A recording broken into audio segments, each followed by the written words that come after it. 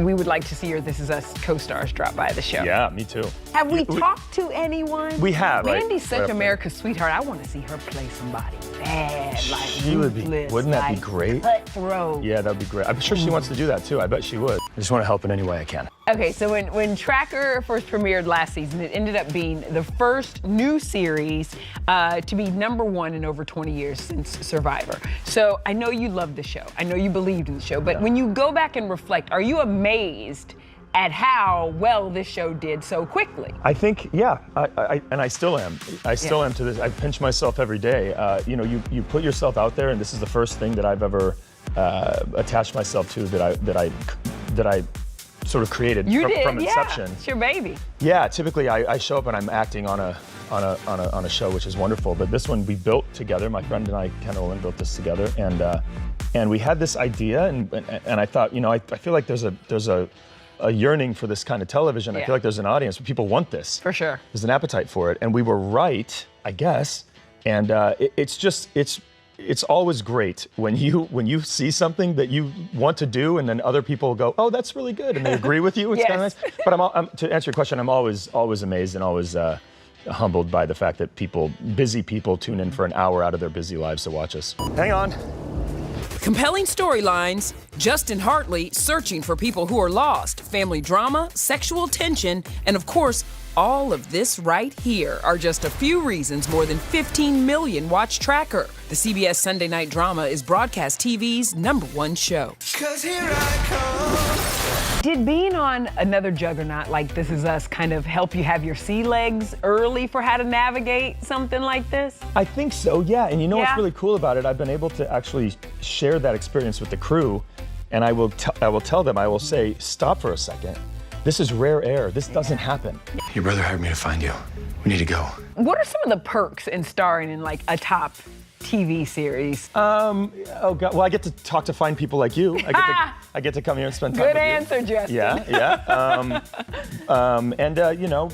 You know, one of the great things I think is walking around and having people come up to me and say, you know, I watch the show with my wife or my kids, or we watch it as a family. You don't get a lot of time to do things as a family nowadays. Everyone's so busy. And to sit down and go, yeah, we all sit together and we watch a show, we all enjoy it and we talk about it. That's all I need. It's amazing. I'm not sure if you saw this, but your former Y&R dad, Eric Braden, just recently really praised you and the show. And he said he compared you to John Wayne or Jimmy Stewart. Well. When you hear that from him. Yeah, well, look, that's the key, right? When you hear it from him. Yeah. That man does not mince words. He's not afraid to say what's on his mind. He's a very, very calculated individual, very smart man. And to say things like that, he's not saying it, well, I mean. There's no one who's had swag on television longer than him. So he knows what he sees, Justin. Yeah, no, he and I, we became pretty close on the show. Yeah. And he's a remarkable talent, a remarkable man, and to hear him say something like that is, you know, that's just. You're being humble because he said John Wayne and Jimmy Stewart. Those are big comparisons. Those are big shoes. Yeah, yeah, that's crazy. Yeah, but thank you, Eric. That's crazy. I know what he means. He means he likes the show, and it's fine. Yeah. No. He said it with his chest. He did not just say. He could have just said, "I like the show." What he was saying was, You're right. "I believe that Justin is a rare talent. You know, that generational type of talent." Well, that's a nice thing to say. That's a nice thing. So we'll try to, you know, I'll try to measure up to He's got you, Victor. He's got, no, exactly. You know, we previously talked about the fact that we would like to see your This Is Us co-stars drop by the show. Yeah, me too. Where are we at? Do you want me to come up with like a storyline? What can we do? You could. Have we talked to anyone? We have. So interestingly enough, John Huertas, who played Miguel on. We love him. We love John. Played Miguel on This Is Us, is actually directing the episode that we're filming right now.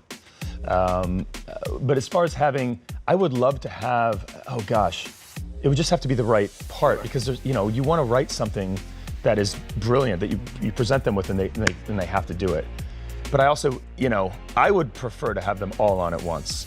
But then it looks like but that would pull you out of the show, I think, and you would just be watching This Is Us, which I don't have a problem with that. But we'll have to find some. Look, I mean, and they can all do so many different things. You have Chris Sullivan, Mandy Moore, Sterling, Milo, Chrissy. They can all do so many different things that, you know, it just has to be the right. Mandy's such right America's sweetheart. I want to see her play somebody bad, like She would be. ruthless, Wouldn't that be like great? Cutthroat. Yeah, that'd be great. I'm sure she wants to do that too. I bet she would. I'm sure. She would crush it. So you've seen stuff. Oh, brother. Stuff I've seen, blow your hair back. So Jensen, we know Jensen is like your brother from another mother, you know, and he plays your television brother on this show. And he struck up a little bit of a flirtation with your former TV girlfriend, Fiona. Right. Right? Okay. So do you think there is any chance of like a future romance between those two? Or maybe. You know, we have a storyline going on right now that I think is really cool for the Renee character. So what is happening in Vancouver? Because Jensen isn't the only like former Supernatural star that's shooting a CBS show in Vancouver. I think Jared Padalecki, and he's shooting Fire Country. He has an arc there. Do you ever envision a crossover between these shows, like with Supernatural as the core? I don't know. I don't know. You know, I'm open to anything. It would just have to make sense. You know, if it was something that was a really compelling story, you know, certainly. We've talked a little bit about your daughter, Isabella, who's 20 now and in college. Do you ever whisper in her ear, like, you're a creative, or don't ever do this business? Like, what do you hope she you know, pursues? honestly, I've been so lucky. I don't know where she got all of this, because I certainly was not this kind of student, but she gets straight A's. She's a magnificent student. She's a great lady and a pleasure to be around, and whatever she wants to do, honestly. If Is she a creative? She is. Massively, and I think whatever her heart desires, that's what she should go after. I really do. Has she ever said to you, like, maybe Dad? She changes her mind a lot. Okay, got it. Well, Right? she's 20. Exactly. So I'm like, whatever she wants to do today, she should do, course. and whatever she wants to do tomorrow, I think that's what she should do. For now, you know, that's how you figure it out. Yeah. She's at that age. We were just talking about Mandy Moore a little bit, and now she's got a new baby girl. What does she smell like? Let's smell her head. What does she smell like? She smells like honey. It smells like honey. She's got her own big 3 now, right? Yeah. Which is kind of cool. Is there advice, though, in like raising a little girl? Gosh. You know, it's life advice for everything, I guess, patience, right? And Is that what she taught you? Is that what your daughter taught you? Yeah, and you know, for me, and just speaking for myself, I tended to be a little bit, you know, I worry about her. I still do. Yeah. And you really do have to, and it's the hardest thing in the world to do as a dad, especially I think to a little girl. They look so fragile, and they're like little girls, but they're not. They're women. They're little women, is what they are. Yeah. And they're little powerhouses, and you really have to let go sometimes, and you start to realize when you do that whatever they're doing is way better than any advice you probably could have given them. Yeah. And you're just in awe when you watch it. What's the thing that she did, like, throughout life, and maybe even still does today, that just makes you melt, that just, like... My daughter, Isabella? Yeah. Oh, I'll get texts out of nowhere that just, I love you, or thank you for... You're gonna make me cry. Thank you for, you know, whatever it might be from 3 days ago. Or just, how was your day?